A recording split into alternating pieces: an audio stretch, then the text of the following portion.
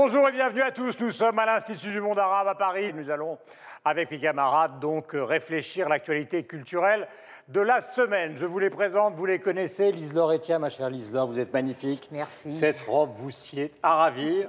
Je ne dirai pas la même chose de Olivier Poivre-Larvor. Je sors d'une longue grève. En tout cas, je suis ravi de vous accueillir comme d'habitude. Alors là, il n'y a rien à dire. Et donc, Pascal représente la Wallonie-Bruxelles. C'est magnifique. La Suisse, ça va mon cher Michel? Mais fort bien. Voilà, une sorte de Laurence d'Arabie entièrement vêtue de beige.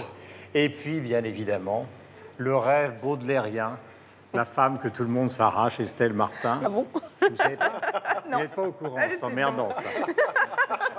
Donc, le sommaire que voici. On a longtemps considéré en Occident les sculpteurs africains comme des artisans façonnant essentiellement des pièces utilitaires ou cultuelles. Le musée du Quai Branly à Paris présente en ce moment une exposition qui replace les sculpteurs africains d'hier et d'aujourd'hui dans leur vraie position, celle d'artistes évoluant au sein de différentes écoles.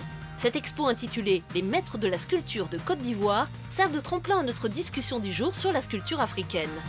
Le statut des artistes est différent dans chacun des espaces de la francophonie. Belgique, Québec, France, Suisse, nous passerons en revue les différents systèmes sociaux qui régissent le statut d'artiste dans nos différents pays. Édith Piaf aurait eu 100 ans en décembre 2015 et à l'occasion de cet anniversaire, la Bibliothèque nationale de France lui rend hommage avec une grande exposition. Que reste-t-il du mythe Piaf? Est-elle patrimoniale pour l'ensemble de la francophonie? Des questions que nous nous poserons. Et comme chaque semaine, notre tour du monde de la francophonie qui bouge et crée, c'est avec le Zap Culture. 200 millions de critiques, c'est parti.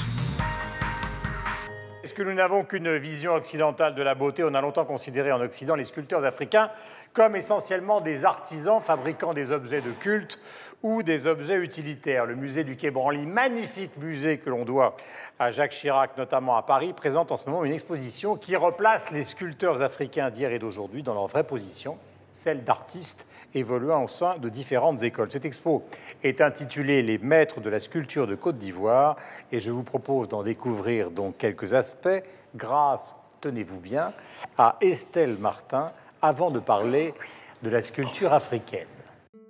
Contrairement à Sabou Biboti et ses œuvres colorées, tous ces sculpteurs ivoiriens n'ont pas retrouvé leur nom, mais leur style, leurs ethnies ont été identifiés. Ici, ce sont les masques de la culture d'Anne. Là, c'est le maître des volumes arrondis. Là, le maître dit de la vérité. On pensait, en voyant l'art africain, que c'est des objets qui ont été faits par des sculpteurs anonymes pour un culte. Et on n'y voyait pas du tout la force d'un sculpteur qui est devenu un artiste, qui a inventé des choses, qui était vraiment très créatif. Ce qu'on présente ici, c'est vraiment une tentation de mettre en valeur l'individuel dans le sculpteur africain. En finir avec les clichés, rappeler que ces sculpteurs africains étaient des artistes et pas seulement des artisans. L'exposition n'oublie pas pour autant le contexte ethnique, le caractère sacré des œuvres. Cette statue des blés servait au Sénoufo pour accompagner les morts au cimetière, mais c'est aussi un chef-d'œuvre artistique. Ils n'étaient pas liés à un style local, ethniquement défini, mais ils avaient les possibilités de voyager, de voir des voisins et puis de faire des inventions à eux.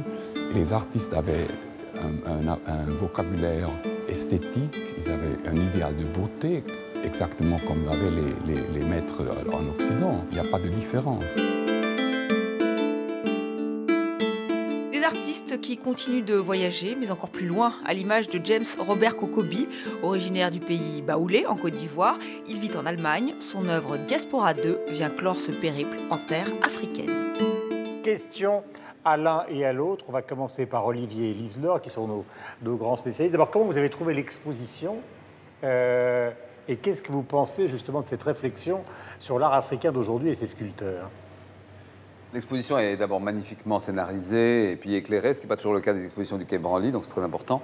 Et puis je crois que c'est très, très intéressant pour le grand public, en effet, de montrer à la fois ce que certains appellent l'art premier, mais enfin il y a différentes dénominations, et puis l'art contemporain d'aujourd'hui africain, avec, je crois, quand même cette réserve qui est la mienne, qui est de dire qu'on n'oblige pas un artiste contemporain européen occidental à ressembler à ce qu'a fait Van Eyck, et donc il n'y a pas d'obligation à ce qu'il y ait une continuité en fait entre cet art qui aujourd'hui est beaucoup commercialisé, hein, l'art premier, et l'art d'aujourd'hui contemporain qui fait l'objet d'un marché avec quelques grands collectionneurs. Je pense aux collections Pigozzi, par exemple, l'héritier Fiac, ou Mathias Léridon, qui est un autre collectionneur en France qui, aujourd'hui, achète des artistes contemporains. Moi, ma seule petite réserve, c'est qu'il n'y a toujours pas lieu dédié uniquement à l'art d'aujourd'hui de l'Afrique. Et ça va avoir lieu au Maroc, parce qu'il va y avoir un musée d'art contemporain africain. Oui, absolument. Mais il est vraiment important de ne pas toujours relier ceux d'aujourd'hui à ceux d'hier ou d'avant-hier. C'est-à-dire les Dogon avec Ousmane Snow. Oui, c'est fatigant. Imaginez qu'aujourd'hui, on demande à Pierre Huyghe ou à Sophie Calle d'être reliés directement à Rubens ou à Fragonard. Dans leurs deux cas, ce serait compliqué. C'est assez compliqué. C'est pourquoi l'exercice est un peu forcé. Alors, il y a des grands sculpteurs africains, je pense à Dolo, des grands sculpteurs maliens notamment, qui ont un rapport, en effet, à leur propre histoire. Mais beaucoup travaillent ailleurs que dans des villes africaines, sont en diaspora, en France ou à Londres ou ailleurs, ou à New York, que sais-je. Mais en tout cas, sont très très loin de ces pièces magnifiques qui sont montrées au musée du Quai Branly. Lise Laure. Pour moi, tout ça, c'est de l'art. Quand je suis arrivée en France, je ne savais même pas qu'il y avait ce qu'on appelle des masques. Nous, on parle des esprits. J'étais très surprise d'arriver dans un musée. On me dit, oui, ça sert dans les sociétés rituelles en Afrique. Je dis, ah bon? Nous, quand on est en Afrique, on ne les voit pas. Et chaque fois qu'il y a une biennale d'art contemporain africaine, le même problème se pose. La même question se repose à Dakar, à la biennale d'art contemporain. C'est de savoir, est-ce que c'est de l'art contemporain africain? Est-ce que c'est de l'art? Moi, je dirais que c'est de l'art, même si c'est fait dans des sociétés rituelles. Pour moi, c'est toujours de l'art. Ça prouve que nos sociétés... Il y a des artistes contemporains africains, Barthélemy Togo, oui, il y a Ousmane Sow, dont les... Chéri Samba, c'est pas, voilà. c'est pas du tout le désert. Non, c'est pas le désert, mais je pense que l'art africain évolue aussi avec son temps. Aujourd'hui, on a beaucoup d'artistes, comme disait tout à l'heure Olivier, qui sont plus dans les villages. Kokobi et quelqu'un est un artiste qui est ivoirien, qui est de la société Gouraud. Qui vit en Allemagne et qui, d'ailleurs, pour sculpter le bois, a demandé l'autorisation aux anciens, parce que lui, il appartient à la caste des agriculteurs. Donc, pour sculpter le bois, il a fallu demander l'autorisation à la caste des gens qui font le bois, des sculpteurs, pour le faire. Donc, cette tradition, elle est toujours là, même si nous évoluons. Alors, Michel, il n'avait encore rien dit. Non, mais juste avec Kokobi, voilà, mais parce que je chante vos louanges au début et vous prenez pas. Non, mais il faut juste rebondir avec Kokobi qui vit en Allemagne et les racines africaines qu'on évoquait. Il sculpte le bois. Et il a un rapport animiste, serait peut-être très réducteur, mais il le dit, il faut qu'il connaisse. Non, mais je trouve ça extrêmement touchant quand il dit qu'il faut qu'il apprenne à connaître les arbres allemands, parce qu'il travaille maintenant avec les arbres allemands et plus avec les arbres africains. Et donc, il a toute cette approche que je trouve assez incroyable d'expliquer qu'effectivement, il faut qu'ils soient en symbiose avec ces arbres, que ces arbres, ce bois, il est vivant et c'est comme ça qu'il sculpte. Pascal et Michel, pardonnez-moi, Lise Laure, vous allez revenir car nous ne faisons qu'introduire cette conversation sur cette belle exposition. Moi, je voulais rebondir sur ce que Lise Laure a expliqué, c'est-à-dire que pour les profanes, les téléspectateurs qui ne s'y connaissent pas en art africain, parce qu'il y en a quand même, je conseille une visite du Quai Branly avec un conteur congolais qui nous fait une visite parmi ces masques, qui n'est pas une visite historique, ni géographique, ni ethnographique. Non, c'est une visite, c'est la visite dans la forêt des esprits.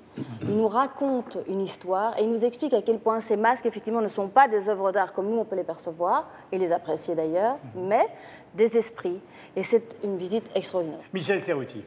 Ce que je trouve, il y a deux choses que je trouvais fondamentales dans ce que vous avez dit, Lise Laure et Olivier. C'est d'une part, pour moi la question, on va dire comme ça, la question pour moi qui est compliquée, à laquelle il est compliqué de répondre, c'est de savoir aujourd'hui qu'est-ce qui fait véritablement cet art africain. Parce qu'il faut quand même savoir que les arts premiers que l'on connaît aujourd'hui, finalement, si on les a intégrés comme étant art, et c'est ce qu'ils sont aussi clairement en tant qu'œuvre, en été, comme l'expliquait Lise Laure, ne sont pas perçus traditionnellement en Afrique comme étant des objets d'art tels qu'on les conçoit ici.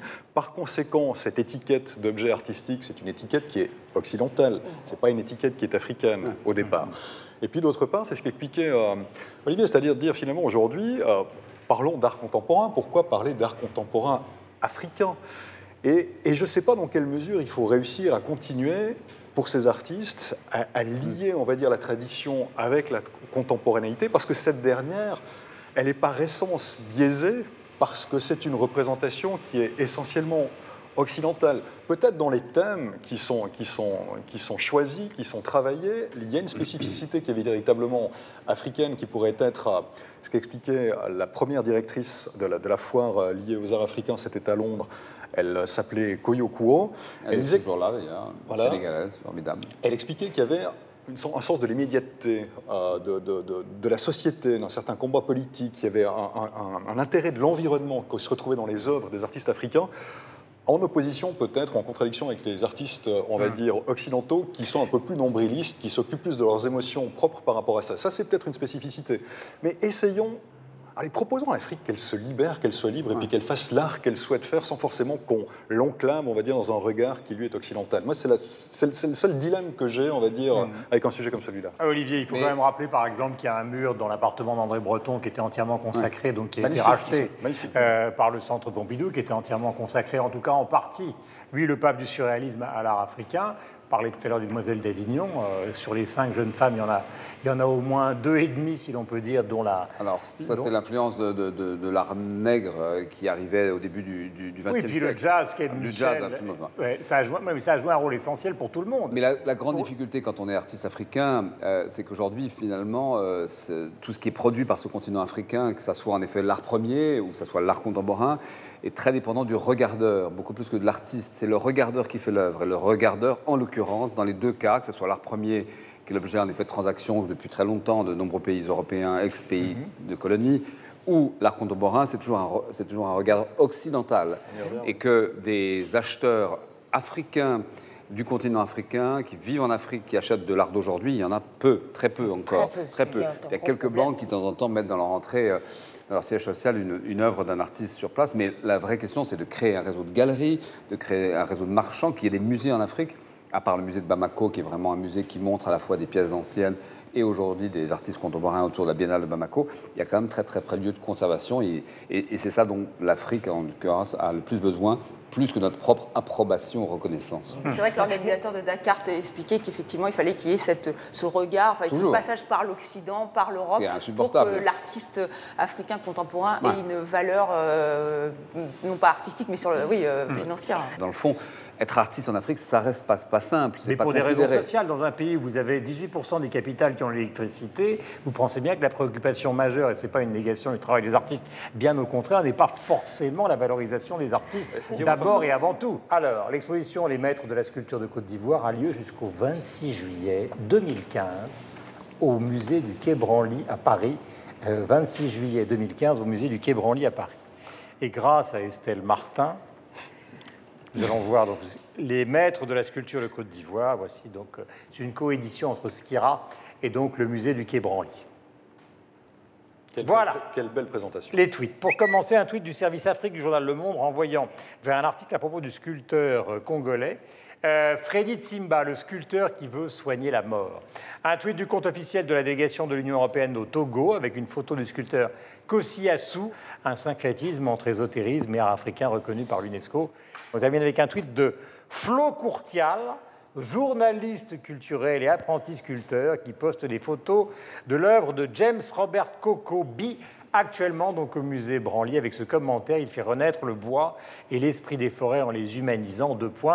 Dit-elle, Flo Courtial puissant. Vous laissez bien évidemment vos tweets avec le hashtag 200 millions de critiques, le titre de notre émission, de votre émission préférée, vos messages sur le site internet de TV5 Monde.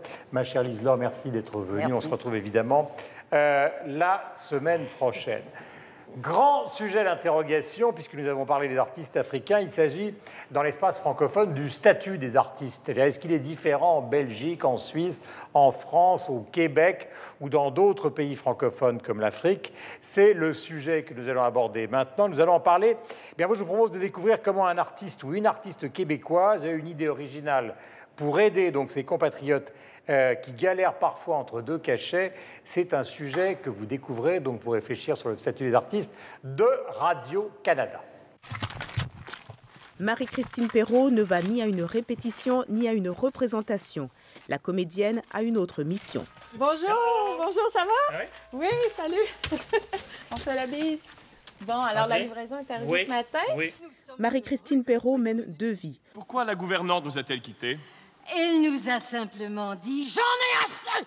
Le soir, elle est sur les planches, comme ici, dans La Mélodie du Bonheur. Le jour, elle est entrepreneur, décoratrice d'intérieur. On s'est entendu sur quelque chose de très simple, par-dessus les armoires pour éclairer quand ouvre le garde-manger. C'est assez morose là, pour la communauté artistique. Pour la société en général, on est dans des temps difficiles et pour la communauté artistique, peut-être beaucoup, parce que les producteurs ont moins de sous, il y a moins de rôles qui sont offerts pour les acteurs notamment. Actuellement, on estime que le revenu moyen des artistes est de 25 000 $ et qu'à peine 1% d'entre eux peuvent bien vivre de leur métier. La majorité a intérêt à cultiver d'autres talents. J'aime beaucoup agencer l'espace. Marie-Christine Perrault a eu l'idée d'exploiter ses aptitudes et de permettre à d'autres de faire de même. Elle a fondé Dépanard, une entreprise sur Internet qui permet aux artistes d'offrir leurs services. Il y en a qui ont des bacs en pédagogie, d'autres des bacs en traduction. Le consommateur y trouve son compte. Une centaine d'artistes membres de l'Union des artistes sont inscrits à Dépanard. Le consommateur et le fournisseur de services s'entendent sur les tarifs. L'artiste y gagne un revenu d'appoint tout en bénéficiant d'un horaire souple qui lui permet de donner libre cours à ses passions. Ici Maxime Bertrand, Radio-Canada, Montréal.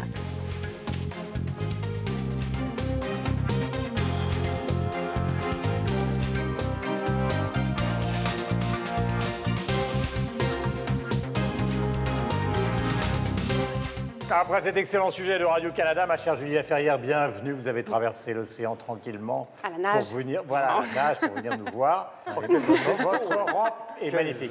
Merci. Alors, est-ce qu'il existe au Canada et au Québec, surtout, donc, un statut des artistes particuliers? Mais en fait, c'est sous la législation canadienne qu'on définit l'artiste. Alors, pour se prétendre artiste, il faut répondre à 4 critères. Le premier, se déclarer comme tel, comme artiste.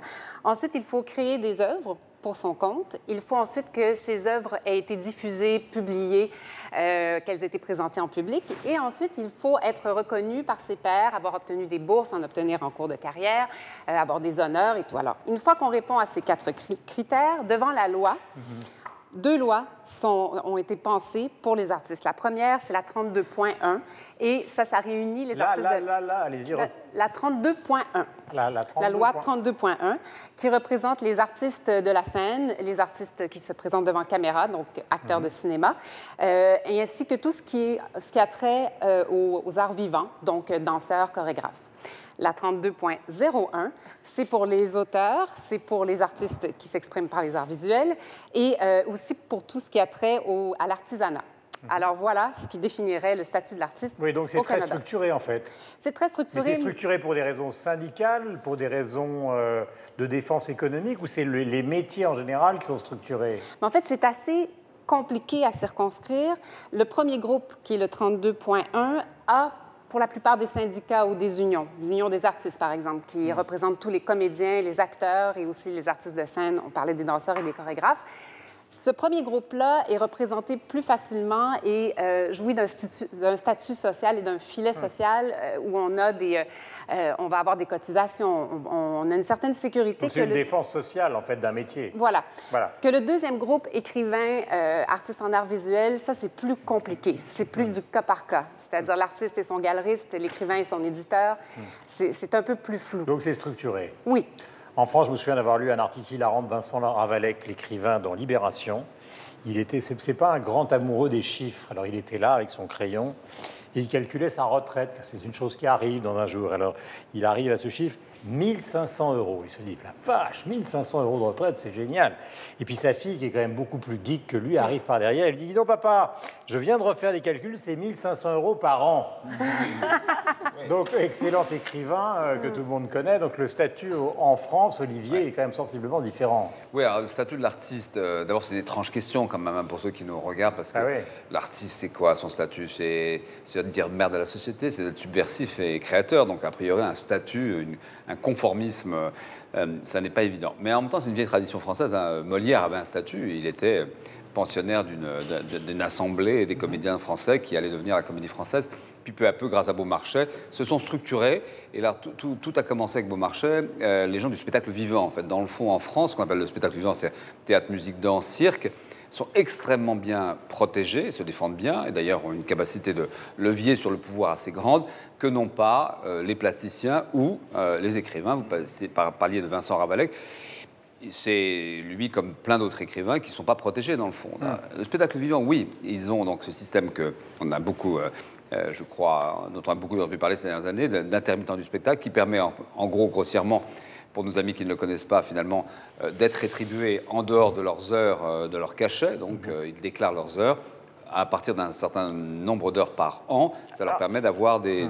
Je vais faire, Julia, c'est 507 heures en 10 mois et demi. Non, mais bref, c'est un système auquel ils tiennent beaucoup, notamment tous les gens de théâtre, et malheureusement, cette société de visuel, j'appartiens à l'une d'entre elles, Radio France ou France Télévisions, font appel à beaucoup d'intermittents du spectacle, qui sont parfois des techniciens ou des producteurs masqués, entre guillemets. Mais est-ce que c'est important pour la création, pour la créativité, pour les carrières, que ces structures existent? Ça assure la possibilité d'avoir des compagnies, dans le fond, sans être des compagnies permanentes, mais d'avoir des spécialistes de telle ou telle discipline, de scénographie, de mise en scène des acteurs. Ça, c'est le spectacle vivant. Mais pour les plasticiens, nada, rien du tout. Donc il y a vraiment un vrai gap, pour parler francophone, entre ce monde du spectacle vivant et puis tous les autres, notamment les plasticiens qui sont très peu protégés. Mais même dans le monde du spectacle vivant, il y a des tensions parce que, effectivement, dès qu'on veut toucher à ce régime de l'intermittent, parce que c'est l'intermittence en France, on se rappelle que c'était le cas l'été dernier, tous les festivals ont été chahutés. Moi, j'ai été au Festival d'Avignon, il y avait une ambiance extrêmement étrange, puisqu'ils se demandaient s'ils allaient annuler ou pas, et j'ai assisté à une guéguerre lors de la Générale de Hombourg, donc à la Cour d'honneur, le Festival IN, et là, on voyait qu'il y avait vraiment, là aussi, alors un gap, je reprends votre terme, entre ceux qui étaient du IN, donc qui bénéficient du régime d'intermittent et qui étaient un peu traités comme des privilégiés par d'autres intermittents du spectacle vivant là aussi, mais qui ont plus du mal à faire leurs heures, j'imagine. Et vraiment, on sentait qu'il y avait vraiment une tension. D'ailleurs, le gouvernement a cédé. Et ça renvoie à une vraie question, c'est que est artiste en France qui décide de l'être. Donc, dans le fond, est avocat en France qui a un diplôme d'avocat. Aujourd'hui, il y a une problématique, c'est pas très bienvenu de dire ça, mais il y a une société des gens de lettres. Une offre trop importante. C'est-à-dire que vous vous déclarez artiste du jour au lendemain, vous l'êtes. Dans ce cas, vous réclamez un droit et mais en même temps, c'est une bonne nouvelle. Avant, c'était effectivement le roi, les riches nobles qui décidaient qui pouvaient être artistes. Fait du Baudelaire, du Caravage, du Pasolini, un peu de douleur. C'est la démocratisation de la création artistique. N'êtes-vous pas pour? Je suis plutôt pour parce que je suis un apparatchik, évidemment, mais la bureaucratisation... Non, mais il y a quand même aussi beaucoup de fonctionnarisation et de bureaucratisation dans tout ça. Comment ça se passe? J'avais rencontré une troupe burkinabé à Avignon. Et franchement, eux, ils disaient c'est super d'avoir. Voilà, ils venaient du Burkina Faso, c'était pas évident tous les jours de vivre de leur art. Et ils disaient, ouais, nous, on veut défendre. Ils voulaient bien défendre les intermittents français pour dire, nous aussi, on aimerait bien un jour peut-être avoir un statut. Donc, je suis pas totalement d'accord avec vous. Je pense que c'est important de soutenir, d'avoir un statut pour les artistes.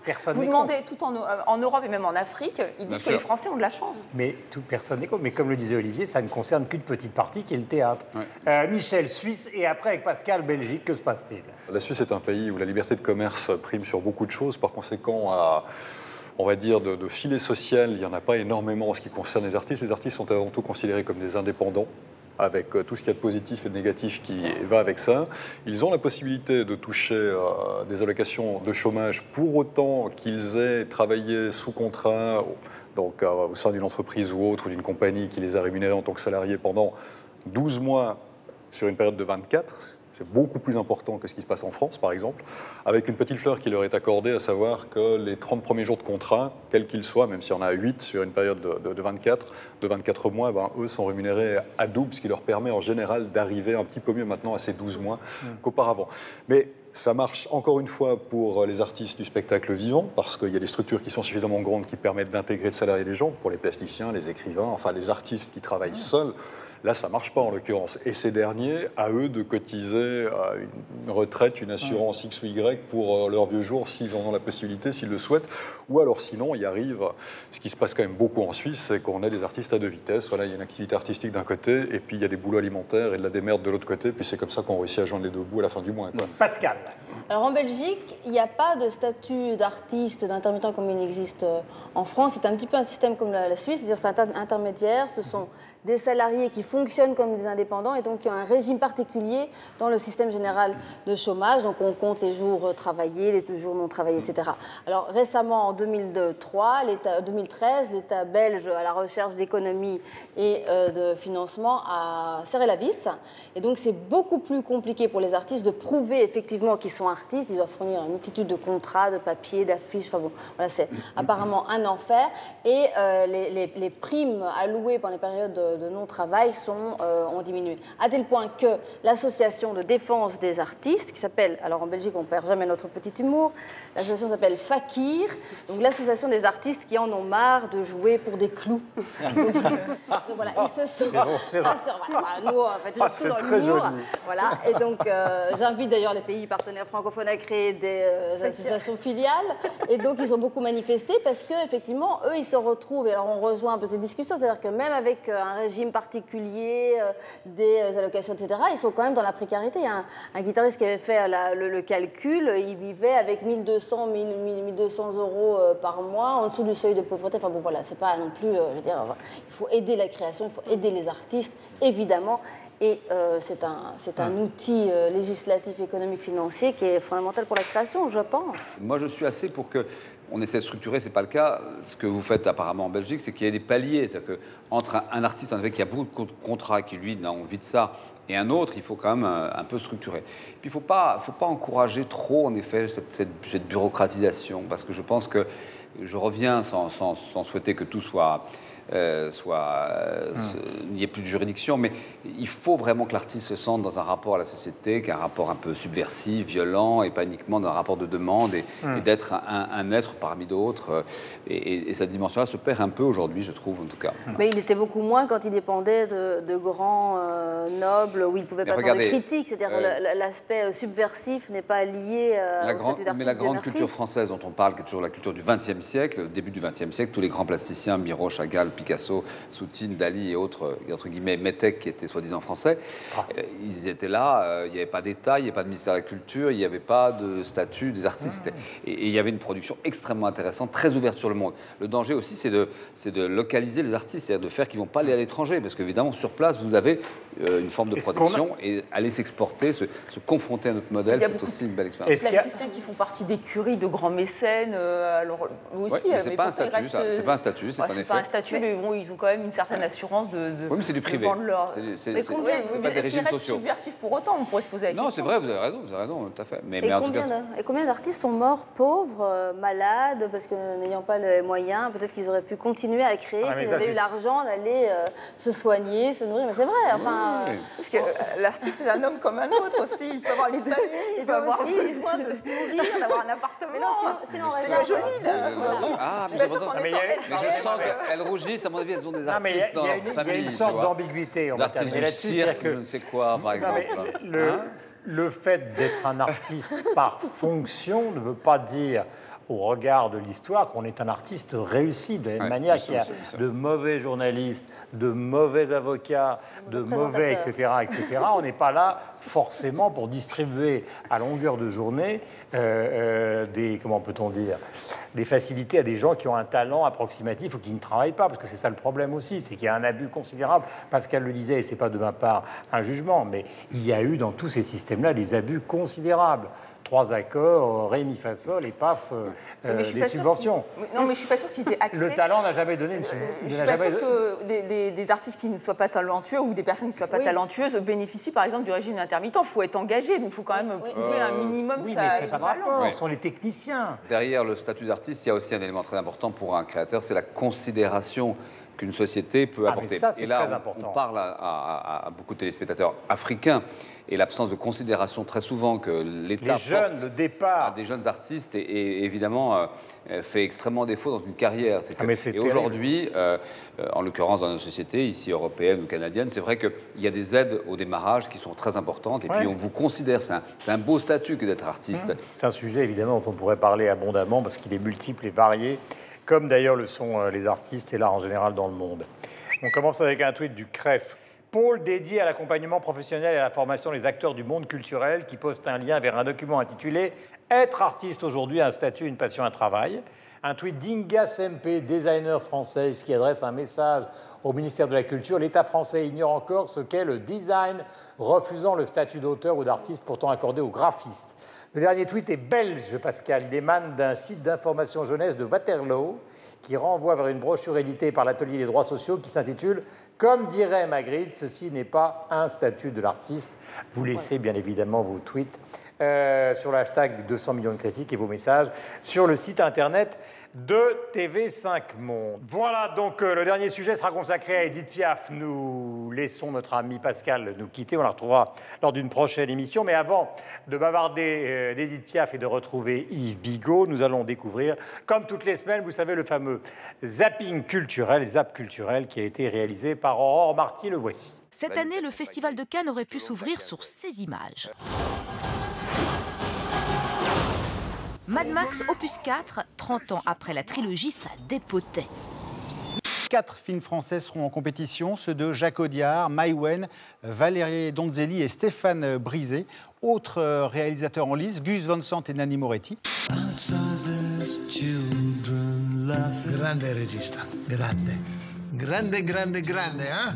Sophie Marceau, Sienna Miller, Guillermo del Toro, Rossi de Palma ou encore Rokia Traoré. La composition du jury du prochain Festival de Cannes a été annoncée. Rappelons que ce sont les frères Cohen qui vont le présider.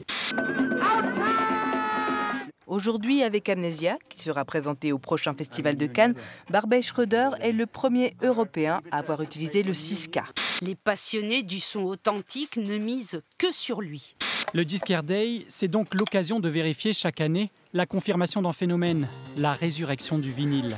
Mon amour de musique, est-ce que tu m'aimes encore? Je suis allé faire mes classes à Paris. Et là, les Français m'ont donné du goût que je n'avais pas, en habitant avec des gens qui avaient de la culture. Quand il me prend dans ses bras, qu'il me parle tout bas, je vois la vie en... Édith Piaf à la Bibliothèque nationale de France. Elle appartient tellement à la culture populaire qu'elle y a toute sa place. Aujourd'hui, le point le plus chaud du globe, c'est Bruxelles. Soirée impro comme tous les mercredis soirs dans ce nouveau bar de la capitale. Tous les mordus de jazz, musiciens confirmés ou en herbe, montent sur scène et c'est parti pour un bon moment de détente. Il se passe vraiment quelque chose à Bruxelles ces années-ci, un truc remarquable que beaucoup d'autres villes d'Europe nous envient. Ce n'est même pas de la musique, ce n'est que du bruit. Le vaudou, c'est l'amour. Le vaudou, c'est le respect. Le vaudou, c'est l'humilité. Le vaudou, c'est être en harmonie avec la nature. Ce rocher au centre de la vallée, près des montagnes, correspondait exactement à ce que je cherchais. J'avais demandé à un lama d'étudier la chose et il a confirmé que le lieu était positif. Une nouvelle ère pour le Cirque du Soleil. J'avais dit que je ne passerais pas plus que 10 ans à la tête du Cirque du Soleil. Guy Laliberté n'a pas voulu dévoiler le montant de la transaction qui serait évalué à 1,5 milliard de dollars et qui sera finalisée au cours de l'automne. Bienvenue, dépêchez-vous, dernier embarquement pour Poudlard. À l'embouchure de la Charente, la foule n'avait d'yeux que pour cette frégate de 65 mètres, véritable fantôme d'un navire qui a marqué l'histoire. La réplique du bateau emmené par Lafayette en 1780 a pris la mer hier soir. Les amis, je vous présente notre bateau, le Scolapasta. Au départ, de belles vacances en perspective. Je propose que nous levions tous nos verres à Richard. Et j'entends siffler le train. S'il fallait ne retenir qu'un titre, ce serait celui-là. Pour beaucoup, sa disparition marque la fin d'une époque. Celle des yéyés, du twist et de l'insouciance. Merci mille fois, mesdames et messieurs. Un rideau tombe sur les années 60. Au revoir.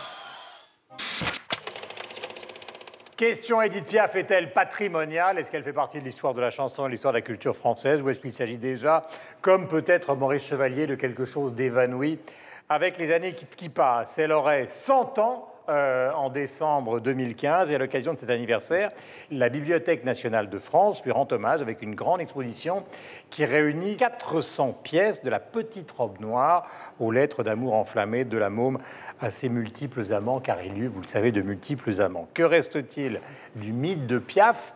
Des chansons de Piaf est-elle patrimoniale, je le disais tout à l'heure, pour l'ensemble de la francophonie? Des questions que nous nous poserons dans un instant. Mais je vous propose tout de suite de visiter cette exposition donc consacrée à Édith Piaf. Et puis nous parlerons donc avec Yves Bigot qui nous a rejoints et tous ceux qui m'accompagnent depuis le début de cette émission de la...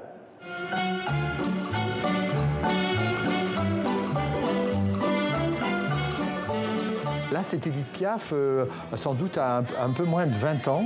On voit qu'elle était très belle, un visage très fin, une bouche bien dessinée, des beaux yeux bleus qui regardent vers le ciel. C'est finalement une image assez étonnante de Piaf. La petite robe noire, c'est vraiment la silhouette de Piaf, sa silhouette éternelle qu'elle a portée dès le début de sa carrière et pendant toute sa carrière. C'est le cadre finalement qu'elle donne à sa voix, à son visage, à ses mains. Et sans sa petite robe noire, c'est pas Piaf. Tu me fais tourner la tête, mon manège à moi, c'est toi. C'est le grand amour dans la mythologie, Piaf et Cerdan. Après, elle a eu quand même d'autres grands amours. Il y a eu Montand, il y a eu même Louis Gérardin, un cycliste très beau gosse à qui elle écrit des lettres complètement enflammées. Mais le destin tragique de Cerdan, l'intensité quand même de leurs sentiments, le fait qu'elle disait que c'est un gars du peuple, il est comme moi, fait que cet amour a quand même gardé quelque chose d'exceptionnel par rapport aux autres rencontres, amants, maris de Piaf. Quand il me prend dans ses bras, qu'il me parle tout bas, je vois la vie en... Mon cher Yves, bonjour. Bonjour. La question peut paraître violente. Piaf, inexistante, non. Il suffit de voir le succès absolu de la môme dans le monde entier et l'Oscar qui a été attribué à Marion Cotillard. Mais est-ce qu'avec le temps, tout ça va disparaître, comme est en train un peu de disparaître Chevalier? Je parlais d'un héros de la même époque. Tout le monde a oublié que Chevalier était à la fois numéro 1 de la chanson en France, numéro 1 de la chanson, et même comme acteur aux États-Unis. Et puis petit à petit, il a disparu. Alors c'est toute la différence justement entre Piaf et Chevalier. Peut-être parce que ce que Chevalier incarne est totalement désuet et un monde qui a disparu. Alors que Piaf, on le voit bien, ça parle non seulement à nous autres encore aujourd'hui, mais ça parle aux Américains, ça parle au monde entier, parce qu'elle incarne cette France du pavé, cette France finalement qu'on découvre métisse, puisqu'elle était d'origine berbère, élevée dans un bordel. C'est un personnage qui incarne cette espèce de Paris, disparu, mais qui existe dans l'imaginaire aussi du film de Woody Allen, Midnight in Paris. Doileau, les photos. Bien sûr, c'est le Paris du pavé, des bistrots, canailles, tenus par des personnages qui sont ceux de la bande à Bono. On le voit, c'est le monde des bandits, des gangsters parisiens. Et puis aussi, elle a cette intensité incroyable comme interprète et comme chanteuse qu'on n'a pas du tout dans Maurice Chevalier. Maurice Chevalier, c'est un fantaisiste, alors que Édith Piaf, c'est la chanteuse réaliste par excellence. Alors maintenant, mais essayons de mettre un petit peu de verre dans le fruit. Est-ce qu'il y a quand même un risque de la disparition ?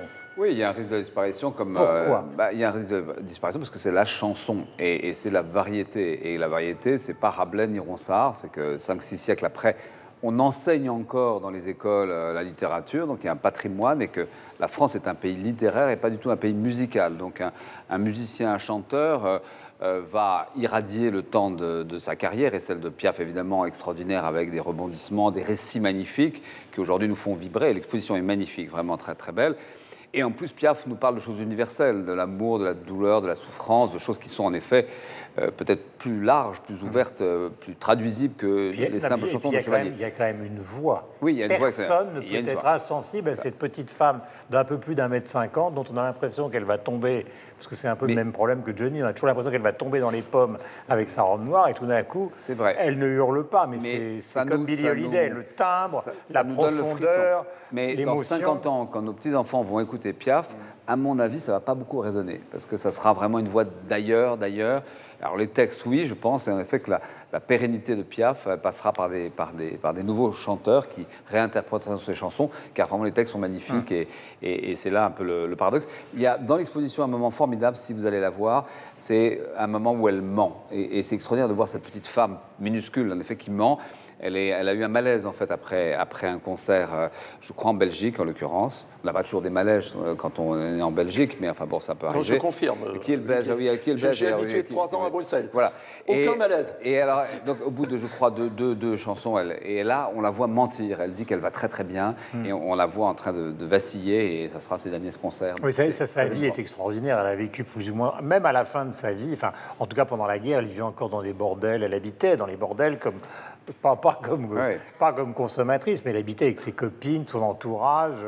C'était vraiment un personnage comme il n'y a pas d'équivalent dans la chanson aujourd'hui. Elle savait se mettre en scène, et c'est là aussi où elle est très moderne, Édith Piaf, c'est que la communication, elle a très bien compris. Quand elle est allée aux États-Unis, elle est partie, ce qui pour l'époque est quand même assez formidable, avec un dossier de presse clé en main, où on insistait sur sa cécité, puis sa guérison miraculeuse. Il paraît qu'un journaliste du New York Times s'est un peu étonné quand même de toute cette dramaturgie. Alors effectivement, elle a une vie terrible, mais quand même, elle savait aussi bien en jouer pour créer son personnage, et elle a créé un personnage mythique. D'ailleurs, Robert Belleret, dans sa biographie Piaf, un mythe français, en démontre quelques-uns. Non seulement la cécité, ça a duré un tout petit peu, mais pas 4 ans. Elle n'est pas née dans la rue, elle est née à l'hôpital. Enfin, il y a eu 2-3 choses comme ça. Mais ce qui est passionnant par rapport à Piaf, effectivement, je suis d'accord avec Olivier. Moi, je ne sais pas dans 50 ans ce qu'il en restera, parce que ce sera une voix, ce sera un son, et ça risquera d'être daté. Par contre, qu'elle ait été une pierre angulaire de la chanson et d'un mouvement artistique à un moment de l'histoire, et que ce soit universel, ça l'est par une voix, ça l'est aussi par sa modernité. C'est pour ça que, beaucoup plus que Chevalier, Michel, parce qu'elle était complètement dans son temps. Elle marque aussi la fin du moment où la chanson française a une importance internationale, parce qu'après elle, Elvis, les Beatles, Dylan mettent fin absolument à tout ça. La France disparaît de la carte mondiale de la chanson. Donc qu'est-ce qui reste? Vu que Chevalier est effectivement effacé par le temps, mais il reste Piaf, point, barre. Mais par contre, je crois qu'elle va... Je termine juste. Je crois qu'elle va plus loin. Moi qui suis helvète, qui suis suisse, ça va même plus loin que simplement la représentation de la France.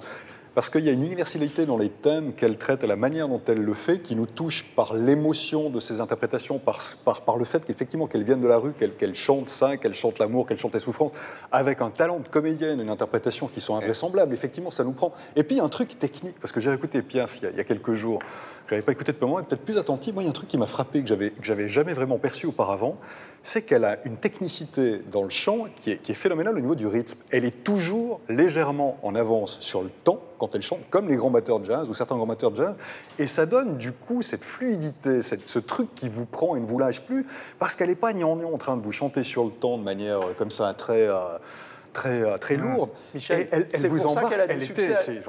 Mais c'est pour ça qu'elle a du succès dans les pays où on connaît la musique, ce qui n'est effectivement pas le cas des Français, parce qu'il y a une véritable qualité musicale de son chant, que n'ont pas 99% des interprètes français depuis. C'est ça. Et pour moi, elle est l'archétype quand même de la France, parce que même le film ne s'appelait pas La Môme quand il a été distribué.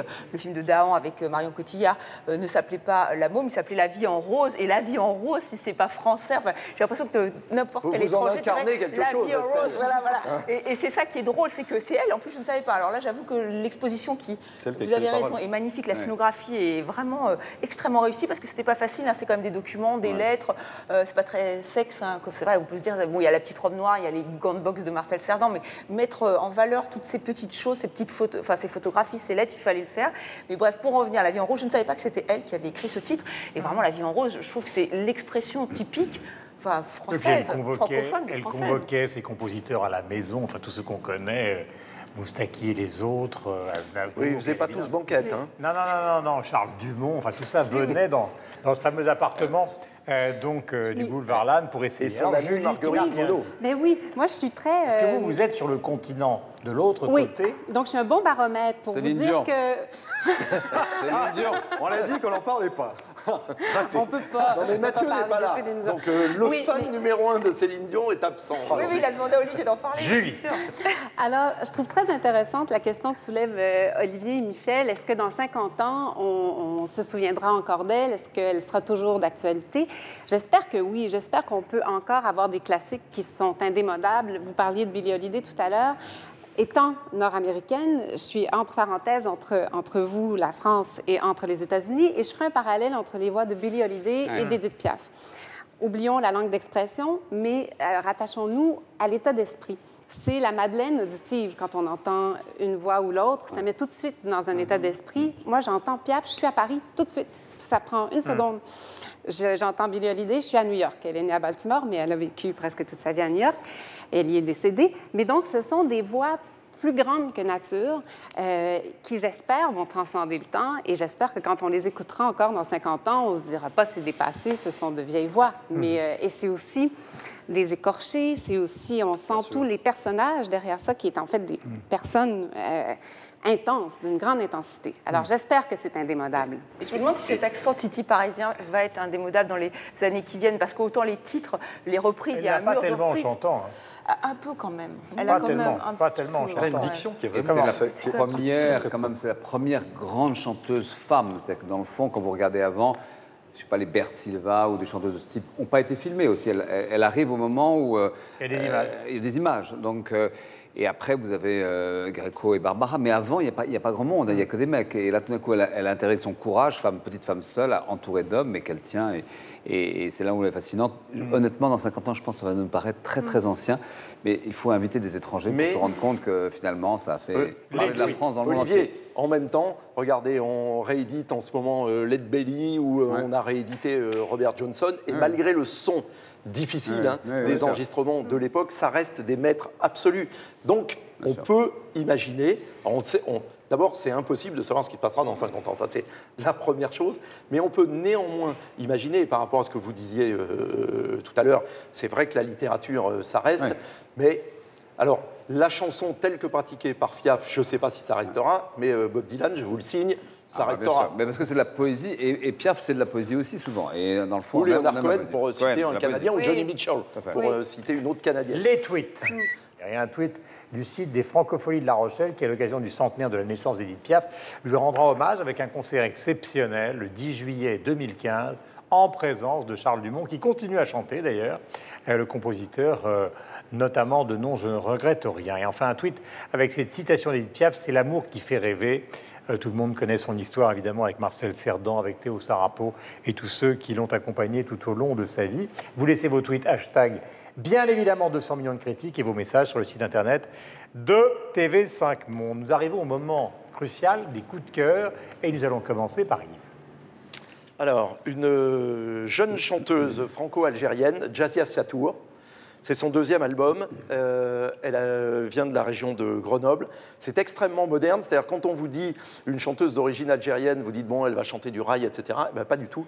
Ça n'a absolument rien à voir. Si vous vouliez à tout prix trouver un exemple qui soit un peu dans son périmètre, je dirais plutôt Tracy Chapman, par exemple. Et elle a le bon goût, en plus de...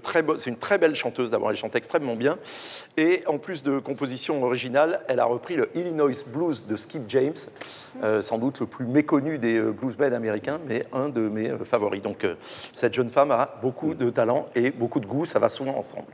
J'ai beaucoup de goût.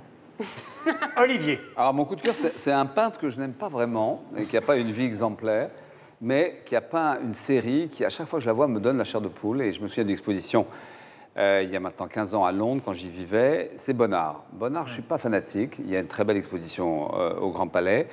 Et il y a un moment de l'œuvre de Bonnard, c'est le seul moment où je trouve qu'il est génial. Sa femme, qui est son modèle, a semble-t-il des maladies de peau, de l'eczéma, et donc prend des bains régulièrement. Et donc, il y a une succession de baignoires, et on voit Madame Bonnard dans la baignoire, dans cette eau transparente, et il a une capacité de peindre le corps, cette blancheur de cette femme dans cette eau cristalline qui est magnifique. Il y a 10 ou 15 tableaux comme ça que à chaque fois je revois avec bonheur et puis le reste ne m'intéresse pas. Julie. Alors, je vous parle en coup de cœur d'une artiste que j'aime beaucoup, qui est une photographe qui s'appelle Geneviève Cadieux. Alors, c'est son année à Geneviève Cadieux 2015. Premièrement, elle a une exposition en ce moment au Musée d'art contemporain, c'est-à-dire qu'on l'a invitée à être commissaire au Musée d'art contemporain à Montréal. À Montréal. Oui, et Poste Canada, à l'effigie d'une œuvre qu'on peut voir si vous êtes déjà passé par Montréal. Ça surplombe le centre-ville, c'est sur le toit du Musée d'art contemporain. Ça s'appelle La Voie lactée.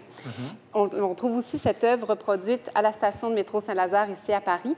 Et donc, à partir de maintenant, on peut acheter des timbres internationaux et apposer les lèvres de La Voie lactée. Ce sont les lèvres de sa mère. C'est une très belle œuvre. Voilà. Voici. Merci mille fois. Michel, allons-y. Allez, un livre comme coup de cœur pour terminer cette émission que l'on doit à l'écrivain suisse Matthias Zschokke, que vous connaissez peut-être, certainement même puisqu'il était prix féminin en 2009 pour Maurice à la Poule. C'est aux éditions Zoé. Il vient de signer un livre dont le titre est L'homme qui avait deux yeux. C'est un livre bien qui parle un petit peu de petits riens qui, mis à bout, font un grand tout d'un homme d'une banalité confondante. D'ailleurs, il est confondu avec bon nombre de personnes. L'homme qui avait deux yeux de Matthias Zschokke, c'est aux éditions Zoé. C'est un splendide bouquin.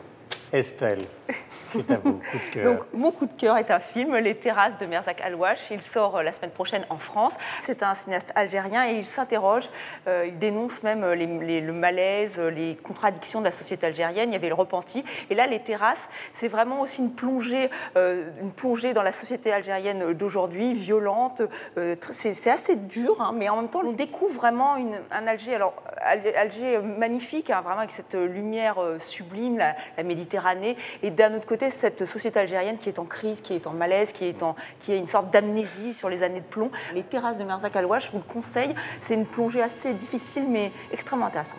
Voilà, moi je vous conseille les plus beaux textes de l'histoire de l'art, choisis et commentés par un Belge, Pierre Sterckx, mais qui a beaucoup de talent, Beaux-Arts Éditions. C'est peut-être le plus beau mariage de la littérature et de l'art. Puis au moins le choix a été fait pour nous, donc c'est bien de se précipiter sur ce livre. Merci de nous avoir suivis, on est ravis de vous retrouver comme toutes les semaines. Il n'est pas impossible que ça continue. We go to Bangladesh, tell all my boys. We go to Bangladesh, tell all my boys. The time I had in Illinois, Illinois, Illinois. The time I had